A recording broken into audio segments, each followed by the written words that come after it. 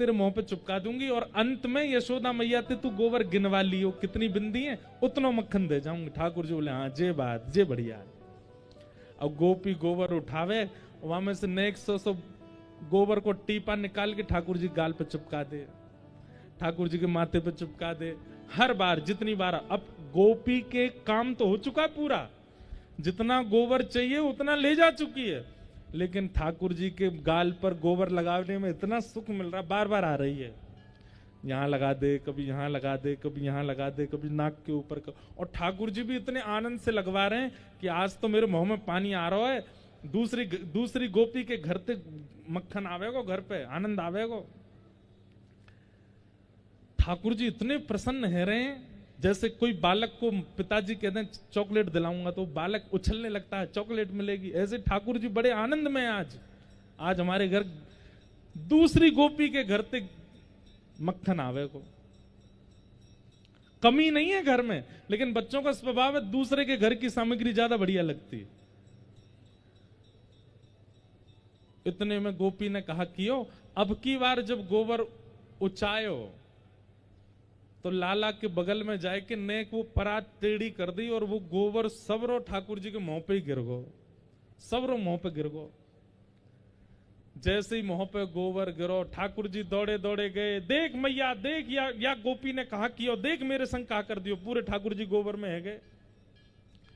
यशोदा मैया लेके बैठी लाला को अपने सुंदर वस्त्र से, जैसे ही मुंह पहुंचने लगी, ठाकुर जी मैया मैया रुक जा रुक जा रुक जा, मेरे मुंह मत पहुंचियो।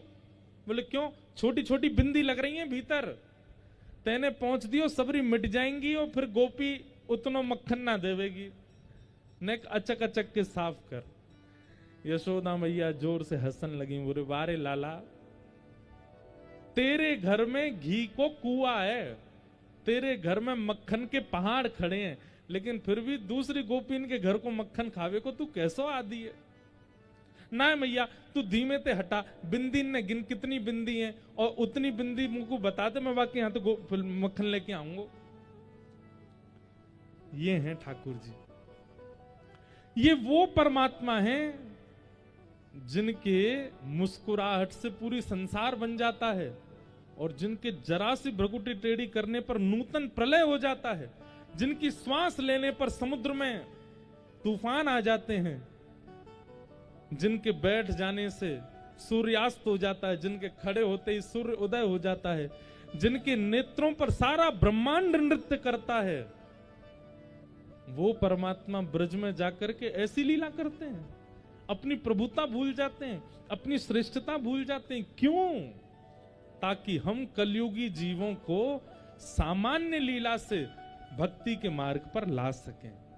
ज्यादा ज्ञान परक और ज्यादा वैदुष्य परक लीला नहीं की ठाकुर जी ने, ताकि हम कलयुग के लोगों को भक्ति मार्ग स्वीकार करने में कठिनाई ना हो। इसलिए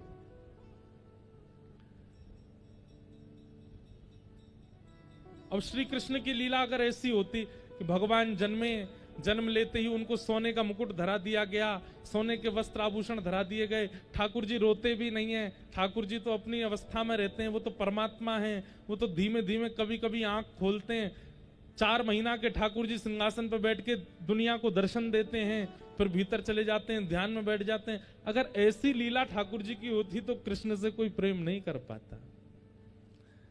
ये प्रेम क्यों कर रहे हो आप ठाकुर जी से? क्योंकि वे अपनी प्रभुता त्याग करके लीला कर रहे हैं, अपनी प्रभुता छोड़ करके लीला कर रहे हैं, और उस लीला को करने का एक ही उद्देश्य, मुझे और आपको प्रेम भक्ति मार्ग प्रदान करना।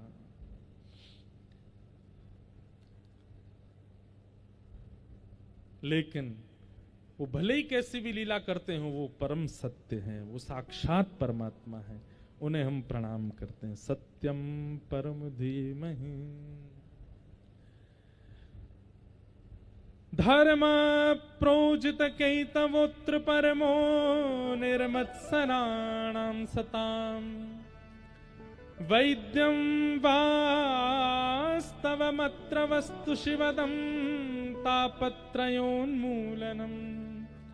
श्रीमद्भागवते महामुनिकृते किं वा परीरीश्वर सद्यो हृदयवरुध्यते त्रिकृतभी शुश्रूषुभिस्तत्क्षणात्। बहुत सावधानी से सुनिएगा। विषय, अधिकारी, संबंध और प्रयोजन, 4 बातें। सबसे पहला, भागवत जी का विषय क्या है? आप लोग कथा सुनने के लिए आए हैं, कई लोग जबलपुर से इतनी दूर से आ रहे हैं, कई लोग और दूर दूर से आ रहे हैं। यहाँ अमरपुर नाम है गांव का, अमरपुर, अमरपुर। यहाँ पर पवई धाम हनुमान जी के चरणों में, ये आपको हम सत्य बता रहे हैं, बड़े बड़े आनंद में आप लोग कथा सुन रहे हैं। शहरों में कथा होती है तो फिर स्थिति ऐसी होती है कि कहाँ बैठे हैं, कहाँ सुन रहे हैं, ऐसे इतनी भीड़ हो जाती है। लेकिन यहाँ पर आप लोग बड़े आनंद से बैठ के सुन पा रहे हो, ऐसा लग रहा है 1 to 1 बात हो रही है। तो ये सौभाग्य है कि ऐसी जगह पर आप कथा सुन पा रहे हो।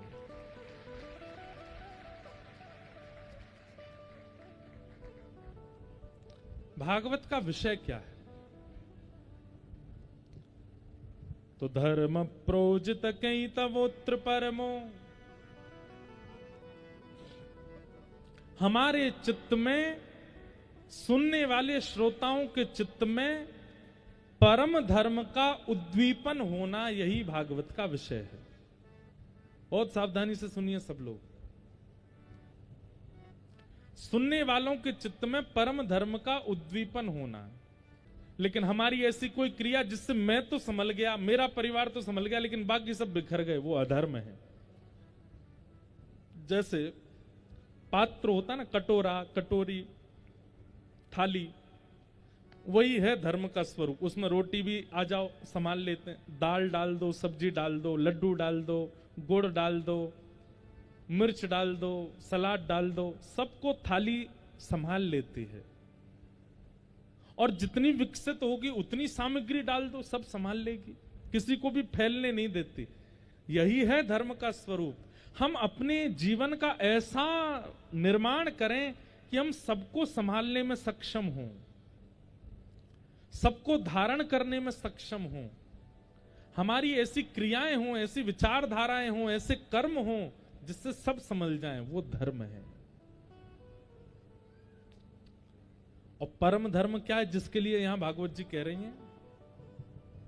परम धर्म किसे कहते हैं? स्वयं ऐसी क्रिया करना जिससे सब समझ जाएं, ये धर्म है। पर स्वयं करते हुए औरों को भी प्रेरित करना, ये परम धर्म है। इसको परम धर्म कहते हैं। जैसे कि सूरदास जी ने अपना कल्याण तो किया, लेकिन सूर सागर ग्रंथ लिख करके गए, उसके माध्यम से आज तक कितनों का कल्याण हो रहा है, ये परम धर्म है। मीराबाई अपना कल्याण तो किया, लेकिन अपने कल्याण के साथ साथ ऐसा निर्माण करके गई मीराबाई पद पदावलियों का, उससे आज तक हम सबका कल्याण हो रहा। गोस्वामी तुलसीदास जी अपना कल्याण तो किया। होती हैं, वो कहती हैं आपातकालीन स्थिति में विमान में हवा की प्रेशर कम होने पर अपने आप मास्क ऊपर से लटक जाएंगे। यात्रियों से निवेदन, पहले अपना मास्क पहने, फिर अपने बगल वाले का मास्क पहना में। यही है परम धर्म। कथाएं सुनकर के, भक्ति मार्ग में आकर के, धर्म के मार्ग पर आकर के पहले स्वयं को धर्मावली बनावें और उसके बाद जिससे मिलें प्रयास करें कि उसके चित्त में भी भक्ति मार्ग, धर्म मार्ग प्रकट हो। आद्य गुरु शंकराचार्य जी ने क्या किया? यही तो किया। और केवल 31-32 वर्ष की आयु में सब कर दिया, ज्यादा समय नहीं लगा आद्य गुरु शंकराचार्य जी को। तो भागवत जी का विषय क्या है? परम धर्म चित्त में प्रकट करना। अपने कल्याण की स्थिति तो आप सबकी हो, लेकिन अपने कल्याण के साथ साथ ये भी विचार करें, हम जिससे मिलते हैं, हम जिससे बात करते हैं, जिसके संपर्क में आते हैं, उसके चित्त में भी परम धर्म प्रकट हो। एक बात बोलें, हमसे तो ये काम बन जाता अपने आप ही, अभी ऐसा हो चुका है कि हम कहीं भी जाते हैं, हवाई जहाज में जाएं, ट्रेन में जाएं, तो 5-6 लोग अगर मिले हैं ना, तो उनमें से 3 लोग तो जय श्री कृष्ण राधे राधे बोलते ही मिलेंगे। अरे हवाई जहाज में एयर होस्टेस वेलकम बोलती ही नहीं है, अब तो राधे राधे ही बोलती हैं, देख के महाराज जी राधे राधे, आप राधे राधे करके स्वागत करती हैं। और अब तो सब जानने लग गए, पहचान जाते हैं सब जगह। औरों को तो पैसा दे करके भोजन देते हैं, हमको तो फ्री में ही सेब अनार केला दे जाते हैं, बोले महाराज जी आप तो प्रेम से पाओ। तो परम धर्म का मतलब क्या है? जैसा देश वैसा वेश नहीं, जैसे हम वैसे सब हो जाएं, ये परम धर्म है। कई बार ऐसा होता है कि धर्म का पालन करने वाले लोग कई बार स्थिति परिस्थिति देख करके अपना तिलक मिटा देते हैं, अपनी कंठी माला उतार देते हैं। क्यों? वहां पर अलाउ नहीं है, वहां के लोग स्वीकार नहीं करते। तो ऐसे स्थान को आप कैसे स्वीकार कर सकते हो जहां पर आपकी भक्ति स्वीकार ना की जा रही हो?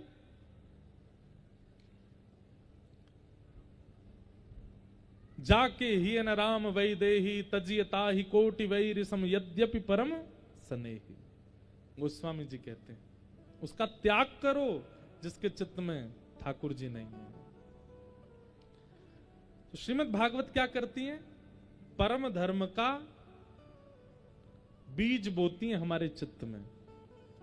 और एक बात हमारी बहुत ध्यान से सुनिएगा, आप यदि श्रीमद् भागवत के श्रोता बन चुके हैं और लंबे समय तक भागवत जी की कथा सुन रहे हैं, तो आपके चित्त में एक स्थिति आ जाएगी, क्या?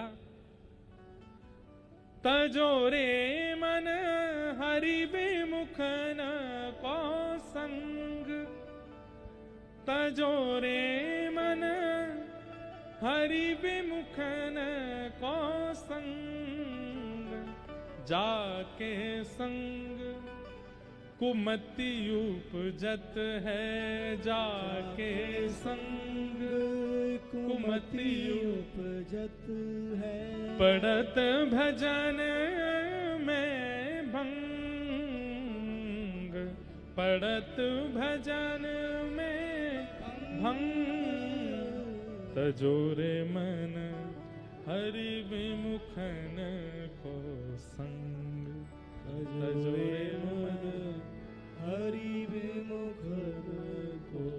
एक बात बोल रहे हैं हम, बहुत ध्यान से सुनिएगा, यह भी परम धर्म है। क्या? जिसके चित्त में भक्ति नहीं है, जिसके चित्त में ठाकुर जी के प्रति प्रेम नहीं है, जिसके चित्त में धर्म नहीं है, जिसके चित्त में सनातन भाव नहीं है, उसका त्याग, ये भी परम धर्म है। ये भी परम धर्म है। कई बार ऐसा होता है कि हम हमारी कार्य की पूर्ति हो रही है, इसलिए हम जिनके चित्त में धर्म नहीं है, परम धर्म नहीं है, उनका संग करते हैं। क्यों? हमारा ये काम बन रहा है इनसे। हमारी बात मान लीजिए, एक काम बनेगा उससे, लेकिन अगर ठाकुर जी नाराज हो गए ना, तो सबरे काम बिगड़ जाएंगे। एक तो बन जाएगा, बाकी के सबरे बिगड़ जाएंगे। मीराबाई कहती हैं इस बात को। जब मीराबाई ठाकुर जी का बहुत भजन करती थी, तो उनको सब समझाते थे कि ए मीरा, तू क्यों गाती है? भगवान का नाम मत गाया कर। तुझे पता है कि राजा को गुस्सा आता है, तेरा देवर जो राजा बन गया है वो तेरे ऊपर कोई ना कोई आक्षेप करता है, कभी विष भेजता, कभी कोई, उसको अच्छा नहीं लगता, तो तुम क्यों गाती हो हरि का नाम? तो मीराबाई एक बहुत अच्छी बात कहती हैं, बोले राजा रूठे तो देश निकाले, राजा रूठेगा तो देश से निकाल देगा, लेकिन हरि रूठे तो तीनों लोकों में भी स्थान नहीं मिलेगा मुझे। राजा रूठ करके ज्यादा से ज्यादा अपने जहां तक उसका शासन है वहां से बाहर कर देगा मुझे, लेकिन हरि, ये पूरा ब्रह्मांड तो हरि का है, यदि वो मुझसे रूठ गए तो अरे नरक में भी स्थान नहीं मिलेगा अगर ठाकुर जी रूठ गए तो। इसलिए कई बार हम लोग अपने कार्य के लोभ में ऐसे लोगों का भी संग करते हैं जो विधर्मी हैं, और उसके पीछे लोभ क्या होता है हमारा, इनसे हमारा एक काम बन रहा है। नहीं, कई बार हम ऐसी जगह कथा करने चले जाते हैं, वहां के जो कथा पूरा व्यवस्था आदि करने वाले यजमान हो चाहे जो हो, उन लोगों के अंदर ना तो श्रद्धा है, ना प्रेम है, ना भक्ति है, ना समर्पण है। केवल यश कीर्ति और धन अर्जन के लिए कथा करा देते हैं। अब ऐसे में हम क्या करें? तो हम फिर उनको प्रधान ना मान करके उस स्थान को और उस स्थान के जो श्रोता आ रहे हैं उनको प्रधान मान के कथा पूरी करते हैं। 7 दिन निकले और हम चले, जाके हिय न राम वैदेही तजिय ताहि। और हम अपनी कथा में स्पष्ट रूप से कह देते हैं मंच से, धन अर्जन के लिए, प्रतिष्ठा पाने के लिए, समाज में हमारा नाम हो जाए, इसलिए 4 लोगों में हमारी ख्याति हो जाए, इन सब क्रियाओं को मद्देनजर रखते हुए जो कथा का क्रम कराते हैं ना, ठाकुर जी भी फिर उनसे कहते हैं, अच्छा स्वार्थी, अपने स्वार्थ के लिए कथा करा रहा है। कथा पूरी होते ही फिर ठाकुर जी विपरीत शनि 7.5 चलाते हैं उसके ऊपर। तो इसलिए कथा श्रवण और कथा कराने के पीछे कोई और उद्देश्य नहीं होना चाहिए, प्रेम लक्षणा भक्ति बस। कई बार हरि विमुख लोगों से पाला पड़ता है हमारा भी, लेकिन ऐसी जगह श्रीमद् भागवत जी में ही वर्णन किया गया एकादश स्कंद में कि जब हरि विमुखों से मिलो और कुछ समय आपको रहना ही है उनके साथ, तो कैसे रहो? मौनमास्ताम, मौन रहो, हाँ जी करते रहो, अपने कार्य को पूर्ण करके वहां से प्रस्थान करो। पर हरि विमुख और हरिजन विमुख इनका संग नहीं करना, ये परम धर्म है। धर्म प्रोजित कई तवोत्र परमो निर्मत सनानाम सताम। अब यहां पर बात आई दूसरा, भागवत जी का अधिकारी कौन है? श्रीमद् भागवत कथा कहने और सुनने का अधिकार किसको है? तो कहते हैं निर्मत सराणाम सताम, जिसके चित्त में मात्सर्य दोष नहीं है उसी को ही अधिकार है। मात्सर्य किसको कहते हैं? ईर्ष्या को। किसी की उपलब्धियां सुनकर के, किसी का यश गौरव सुनकर के, किसी की प्रतिष्ठा सुनकर के यदि आपको उससे ईर्ष्या होती है,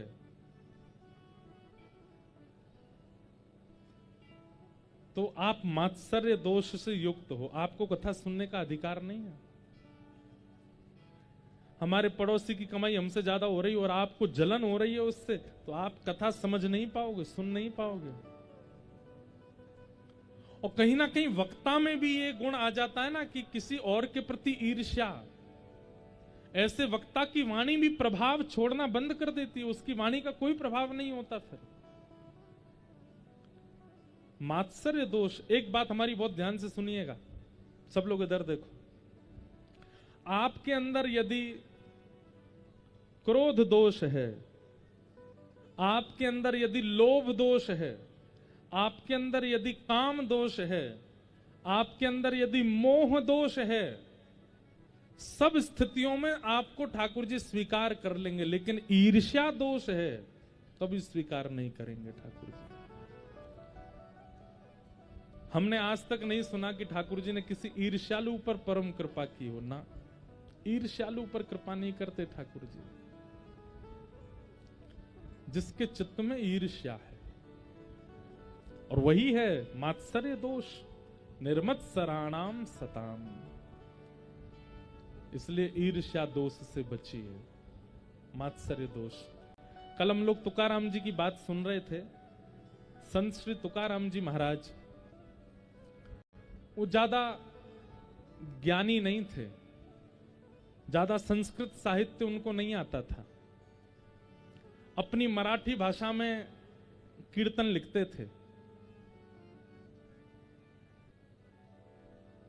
और बहुत सुंदर कीर्तन गाते थे। अब ये तो मध्य प्रदेश है, यहां तो मराठी हम बोल नहीं सकते। 2-3 अभंग मुझे आते हैं तुकाराम जी के। सुंदर ते ध्यान उभे विटेवरी सुंदर ते ध्यान, कर कटावरी थे बुनिया सुंदर ते ध्यान। तुकाराम जी क्या कह रहे हैं, बहुत ध्यान से सुनना। जिसका ध्यान इतना सुंदर है वो प्रत्यक्ष में कितना सुंदर होगा। जिसकी कथा इतनी सुंदर है वो प्रत्यक्ष में कितना सुंदर होगा। जिसका स्मरण इतना सुंदर है, जिसकी व्याख्या इतनी सुंदर है, वो प्रत्यक्ष यदि सामने आ गया तो हमारा क्या होगा। आहा, तुकाराम जी महाराज बहुत ज्ञानी नहीं थे, लेकिन अब ज्ञान भी दो प्रकार का होता है। एक तो होता है केवल शास्त्रीय ज्ञान और एक होता है व्यवहारिक ज्ञान। कई लोगों को शास्त्रीय ज्ञान तो बहुत होता है, लेकिन व्यवहार में, लेकिन विचार में, लेकिन किसी की समस्या के समाधान में शून्य होते हैं वो। लेकिन कई लोग ऐसे होते हैं, अब हमारे देश के प्रधानमंत्री, उनके पास कोई बहुत बड़ी डिग्री नहीं है। कई बड़े बड़े स्कॉलर्स और बड़े बड़े पीएचडी और आदि आदि अपनी योग्यताओं को प्राप्त किए हुए उनके साथ रहते हैं, लेकिन उनका व्यवहारिक ज्ञान इतना अद्भुत है कि उसके आगे देश के अन्य देशों के राष्ट्रपति भी नतमस्तक रहते हैं। उनको अंग्रेजी बोलनी नहीं आती, लेकिन वो अमेरिका जाते हैं तो वहां के राष्ट्रपति को भी दो चार सूत्र बताए जाते हैं। क्यों? व्यवहारिक ज्ञान बहुत अद्भुत है उनका। और कई लोग, अब किसी की निंदा नहीं है, पर हमारे भारत के एक प्रधानमंत्री रहे हमारे काल में ही, नाम नहीं लेना मुझे, हम लोगों ने उनका दर्शन किया है। वो बोलते इतना अच्छा नहीं थे, उनका व्यवहारिक ज्ञान इतना अच्छा नहीं था, पर अर्थशास्त्री थे। उनके समय पर हमारे भारत की इकोनॉमी बहुत अच्छी थी, लेकिन वो जितने दिन प्रधानमंत्री पद पर रहे कुछ नहीं बोले। उनका एक भी स्पीच आज तक फेमस नहीं है। वैसे बहुत ज्ञानी थे, उनको अन्य प्रकार का ज्ञान बहुत था। तो ऐसे ही श्री तुकाराम जी महाराज जो थे, इनको संस्कृत बोध नहीं था, लेकिन ये मराठी में बहुत अच्छे अच्छे कीर्तन बना के गाते थे और ठाकुर जी के आगे नेत्र सजल करके गाते थे। तो एक पंडित जी थे, रामेश्वर प्रसाद नाम था उनका, इसको कहते हैं मात्सर्य दोष। ध्यान से सुनना। तो तुकाराम जी का इतना यश होने लगा कि छत्रपति शिवाजी महाराज भी उनका कीर्तन गाते थे, सुनते थे। तो एक दिन रामेश्वर प्रसाद को इतना क्रोध आया, बोले हम यहां पर घर परिवार छोड़ करके और दिन रात पढ़ाई लिखाई करके इतने विद्वान बने, इतना ज्ञान हमने अर्जित किया अपने अंदर, हमको कोई पूछता नहीं है। और ये आजकल का आया है, इसको कुछ आता नहीं, संस्कृत बोल नहीं सकता, स्तुतियों का पाठ इससे होता नहीं है और अपनी सामान्य सी भाषा में गाता है, और इसके इतने लोग आदी होते जा रहे हैं।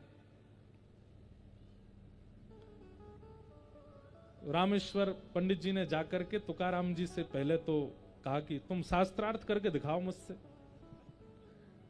तुकाराम जी बोले मैं शास्त्र नहीं जानता, अर्थ क्या करूंगा आपके आगे। तो उन पंडित जी ने क्या किया, तुकाराम जी ने जो ग्रंथ लिखा था ना अपनी सामान्य भाषा में, वो ग्रंथ उठा करके लेकर के गए और एक तालाब में जाके फेंक दिया। बोले कोई अस्तित्व नहीं है इसका, सामान्य सी सरल भाषा में लिख दिया है, ये कोई ज्ञान है? आओ हमारे साथ, हमसे पढ़ो, हम तुम्हें ज्ञान देंगे, हमारे शिष्य बन जाओ। तुकाराम जी बोले हम तो आपके सदा शिष्य हैं, सदा आपके दास हैं, नाथ, उसमें कुछ कहना तो नहीं है, पर वो भाव जो आपने जल में प्रवाहित कर दिए वो मेरे हृदय के भाव थे। भले ही सामान्य भाषा में थे, लेकिन ऐसा नहीं कि उनका अस्तित्व नहीं है। और रामेश्वर पंडित जी तो वो सारे ग्रंथ फेंक करके चले गए। जैसे ही आप गए, तुकाराम जी के नेत्र सजल हो गए, क्योंकि अपने जीवन की सारी पूंजी गाई थी ठाकुर जी के लिए उन्होंने। रामेश्वर पंडित जी के शरीर में एक विचित्र प्रकार का रोग हो गया, और वो रोग ऐसा हुआ कि उनको कभी कभी बैठे बैठे ऐसा लगता था कि जैसे उनका शरीर किसी ने जला दिया हो। ऐसी ज्वलनशीलता होती, खूब लेप लगाते, चंदन लगाते, नदी में स्नान करते, जहां दिखता कुछ भी नहीं था, लेकिन जलन पूरी होती थी उनको। वैद्यों के पास गए, बड़े बड़े औषधालयों में गए, लेकिन कहीं भी ठीक नहीं हो पाए। अंत तो गत्वा, एक दिन बड़े व्याकुल चित्त से ठाकुर जी से कहने लगे, मैंने आपकी इतनी स्तुतियां रचना की, इतना ज्ञान, इतना आपको रिझाया, इतना आपको आपने मेरे को इतनी पीड़ा क्यों दे रहे हैं? मैंने क्या अपराध किया ऐसा? एक बात सुनेंगे हमारी। घर में कोई कलेश चलता है, आपके शरीर में कोई कष्ट है और अनेक प्रयासों से भी वो ठीक नहीं हो रहा है, तो इसके पीछे निश्चित ही कोई वैष्णव अपराध है। आपने किसी वैष्णव का अपराध किया है, किसी भक्त का अपराध किया है, जिसके कारण ये हो रहा है। उसी समय आपने खूब वैद्यों के चक्कर लगा लिए, खूब डॉक्टरों के पास चले गए, खूब प्रयास करने पर भी वो व्यवस्था ठीक नहीं हो। ठाकुर जी के सामने जाइएगा, हे नाथ, मैंने किसी वैष्णव का अपराध किया है, या तो मुझे स्वप्न में या मुझे सांकेतिक रूप से आप बता दीजिए कि किसका अपराध हुआ है। और यदि ठाकुर जी एक सप्ताह के भीतर कोई संकेत ना करें, तो फिर जो वैष्णव दिखे सबसे क्षमा मांगो, तभी आपका अपराध दूर होगा। नहीं तो अनेक प्रयास करने पर, अनेक व्यवस्थाएं करने पर, अनेक औषधि लेने पर भी आपका रोग या कलेश या ग्रह कलेश ये सब ठीक ना हो, समझ जाना किसी भक्त का आपने अपमान या अपराध किया। रामेश्वर पंडित जी के साथ वही होने लगा, जलन जावे ही नहीं शरीर के। ठाकुर जी के आगे जाकर रोने लगे, मैंने आपकी इतनी स्तुतियां गाई, मैंने आपके इतने वक्तव्य किए, मैंने आपकी इतनी कथाएं सुनाई, आप मुझे इतना कष्ट दे रहे हो, मैंने क्या किया? तब ठाकुर जी ने स्वप्न में आकर के कहा, मेरे परम भक्त श्री तुकाराम जी महाराज का आपने अपमान किया। वो भाव राज्य में रह करके मेरी सेवा करते हैं, भाव राज्य में रह करके मेरे लिए पद लिखते हैं। वो ज्ञानी नहीं है, उनको इतना आता नहीं है, उनको इतना बोध नहीं है शास्त्रों का, तो आप उनको कुछ नहीं समझते और आप जाकर के उनका अपमान कर रहे थे। और अपमान तो किया, ये तो एक बात, उनके जो ग्रंथ थे उसको प्रवाहित कर दिया आपने। आपके शरीर की ज्वलन तब दूर होगी जब आप तुकाराम जी के पास जाकर के नतमस्तक होकर के क्षमा मांगोगे।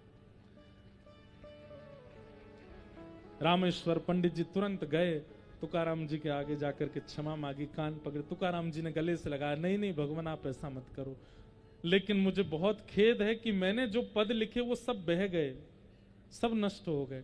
तभी ठाकुर जी ने तुकाराम जी को अंतर हृदय में आकर के प्रेरणा देकर के कहा, नहीं तुकाराम, तुम जाओ अभी जाकर के उस सरोवर में देखो। और जैसे तुकाराम जी ने जैसे सरोवर में जाके देखा, तो तुकाराम जी के द्वारा लिखे गए जितने भी पद थे वो ऐसे तैर रहे थे जैसे कमल पर कितनी भी बूंद आ जाए वो उसको गीला नहीं करती, ऐसे सारे पत्र कमल के भांति हो गए और उन पर जल का कोई प्रभाव नहीं, और सब सुरक्षित हो गए। तुकाराम जी ने सबको लेकर के हृदय से लगाया। इसका मतलब क्या है, ये कथा हमने क्यों सुनाई? मात्सर्य दोष, दुनिया में जितने दोष हैं, काम, क्रोध, लोभ, अहंता, ममता आदि आदि जो भी आपके अंदर दोष हैं, सब एक तरफ, और ईर्ष्या एक तरफ।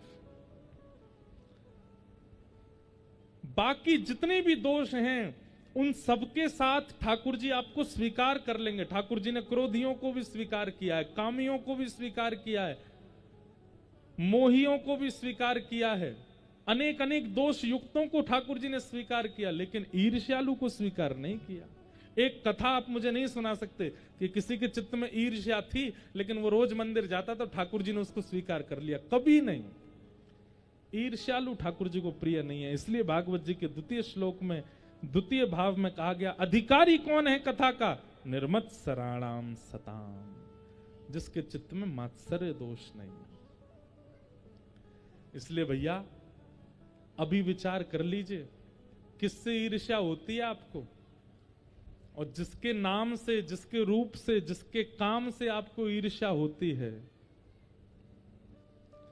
इन 7 दिन की कथा के बाद वो ईर्ष्या प्रेम में बदलनी चाहिए, नहीं तो आपका कथा सुनना व्यर्थ हो जाएगा।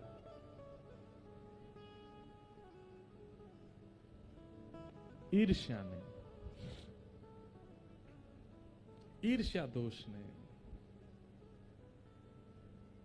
सब में हरि को देखो, सब में हरि का दर्शन करो, सब में। अरे हम कहते हैं हरि मत देखो, लेकिन फिर भी कम से कम दुर्गुण तो मत देखो, किसी में दोष मत देखो। सबके अंदर कोई ना कोई गुण तो विराजमान है, सबके अंदर कुछ ना कुछ अच्छा तो है।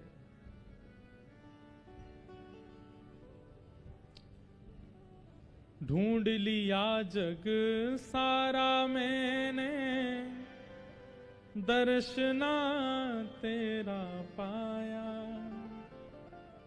जब मन को एकाग्र किया तो तू दिल बीच समाया। सर्वत्र रहने वाले श्री राधा रमण हमारे, मैं दास हूँ तुम्हारा, मैं दास हूँ तुम्हारा। पूज्य पिताजी महाराज की रचना है। ढूंढ लिया जग सारा मैंने, दर्शन तेरा पाया। जब मन को एकाग्र किया तो तू दिल बीच समाया। सर्वत्र रहने वाले बांके बिहारी हमारे, मैं दास हूं तुम्हारा। मुरली बजाने वाले, गिरवै उठाने वाले, मैं दास हूं तुम्हारा, मैं दास हूं तुम्हारा।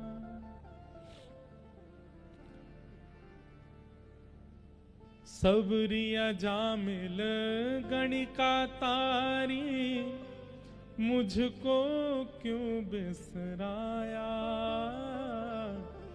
सबरिया जामिल गणिका तारी, मुझको क्यों बिसराया। कृष्ण चंद्र सुन बिनती हमारी, मैं द्वार तुम्हारे आया। हृदय में रहने वाले बांके बिहारी हमारे, मैं दास हूँ तुम्हारा, मैं दास हूँ तुम्हारा। खम वायु अग्निम सलिलम महिम च ज्योतिम से सत्वानि दृशो द्रुमादीन, सरित समुद्रांश हरे शरीरम, यत्किंच भूतम प्रणमेत अनन्यम। एकादश स्कंद में कहते हैं सब में ठाकुर जी को देखो, लेकिन मैं कहता हूं ठाकुर जी को सब में देखना मुश्किल है, नहीं दिखेंगे। तो कम से कम इतना कर लें कि सब में दोष ना देखें, सब में अवगुण ना देखें। उसका गुण क्या है वो प्रधान रखिए, उसकी श्रेष्ठता क्या है, उसकी योग्यता क्या है वो ध्यान में रखिए। हम में और परमात्मा में यही अंतर है, या फिर ऐसा कहूं राक्षसों में और देवताओं में अंतर यही है। देवता सब में गुण देखते हैं और राक्षस वो अपने अलावा सब में गुण, सब में अवगुण देखते हैं। वो हम गुणवान है, बस हमसे ज्यादा योग्य कोई नहीं है। महाराष्ट्र के संत श्री विनोबा भावे कहते हैं राक्षस में और मानव में अंतर क्या है, राक्षस में और देवता में अंतर क्या है। बोले सब में गुण का दर्शन करे वो देवता है, और अपने अलावा सब में अवगुण का दर्शन करे वो राक्षस है। उसको लगता है मुझसे बढ़िया कोई नहीं है, मैंने ये किया, मैंने ये किया, मैंने ऐसा किया, मैंने ये किया, बाकी तुमने क्या किया, तुम्हारा कोई कर्तव्य कर्म थोड़ा ही है। इस प्रकार की विचारधारा रखने वालों को राक्षस कहा जाता है। अरे वो रावण है जो राम में भी दोष देखता है। वो राम जी हैं